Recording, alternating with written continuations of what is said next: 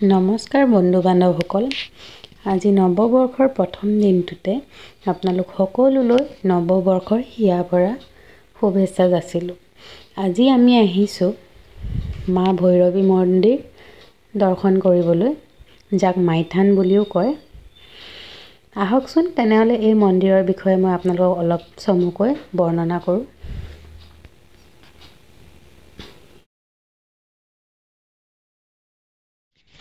আহকচোন ভৈৰৱী মন্দিৰ সম্পৰ্কে কিছু কথা জানি লওঁ।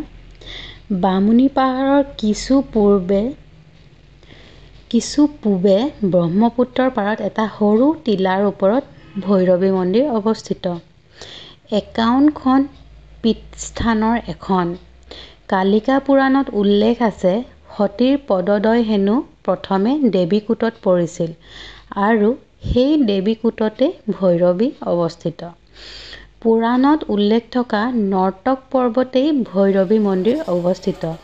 মহাপ্ৰতাপ বান ৰজাৰ জীয়ৰী উষাই এই মন্দিৰত নিতৌ পূজা অৰ্চনা কৰিছিল।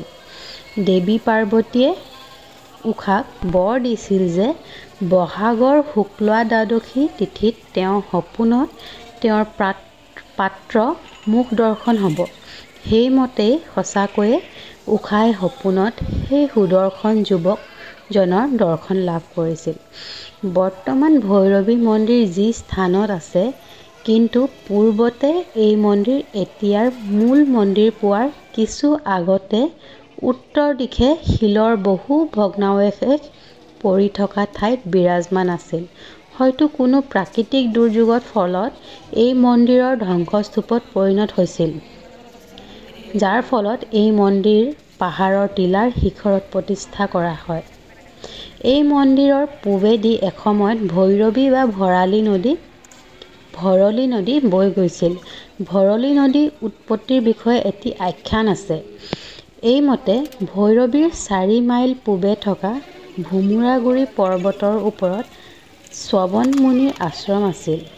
এদিন মুনিয়ে আশ্ৰমৰ ওচৰতে কেঁচুৱাৰ কান্দোন শুনি গৈ অকণমানি কন্যা সন্তান এটি পায়। ক্ৰন্দনৰত অৱস্থাত কন্যাটি পোৱা বাবে মুনিয়ে কন্যাটিৰ নাম থলে কন্যকা, আৰু সেয়েহে এদিন শ্ৰৱণ মুনিৰ আশ্ৰমৰ নাম হ'ল কন্যকাশ্ৰম। কন্যকা গাভৰু হ'লত মুনিৰ কথামতে মহাদেৱক পতি হিচাপে পাবলৈ হিমালয়ৰ নন্দী পৰ্বতত কঠোৰ তপস্যা কৰিবলৈ গ'ল। কন্যকাৰ তপস্যাত সন্তুষ্ট হৈ মহাদেৱে কি লাগে বুলি সুধিলত কন্যকাই মনৰ কথা ক'লে। মহাদেৱে তেতিয়া ক'লে যে তেওঁৰ অৰ্ধ শৰীৰ গৌৰীয়ে অধিকাৰ কৰি আছে, দুয়োজন লগ লাগিহে এক। মহাদেৱে কন্যকাক গৌৰীৰ ওচৰলৈ পঠালে। কন্যকাৰ কথা শুনি গৌৰী বিমোৰত পৰিল আৰু শেষত ক'লে যে যদি কন্যকাই মহাদেৱক পতি হিচাপে পাবলৈ বিচাৰে, তেন্তে কন্যকাই পোনতে ভৈৰৱী হৈ কান্দি কান্দি দেহ গলাই পানী কৰি মহাদেৱৰ চৰণ চুই যদি গৌৰীত লীন হ'ব পাৰে, তেনেহ'লে গৌৰীৰ যোগেদি মহাদেৱক পাব পাৰিব। সেইমতে কন্যকা ভৈৰৱী হ'ল আৰু কান্দি কান্দি দেহ গলাই পানী হৈ পৰ্বতৰ পৰা নামি আহিল। ভৈৰৱী বা ভৰলী নৈ এতিয়াও সুঁতি সলাই তেজপুৰৰ পৰা ক্ৰমে পূবত থকা ভোমোৰাগুৰি পাহাৰ ৰূপে খ্যাত তাহানিৰ কন্যকাশ্ৰমৰ পূবে আজিও প্ৰবাহমান। আনন্দ চন্দ্ৰ আগৰৱালাৰ মতে কালিকা পুৰাণত উল্লেখিত হিমালয়ৰ পৰা ওলোৱা ভট্টাৰিকা নৈ এই ভৈৰৱী বা ভৰলী নৈয়েই।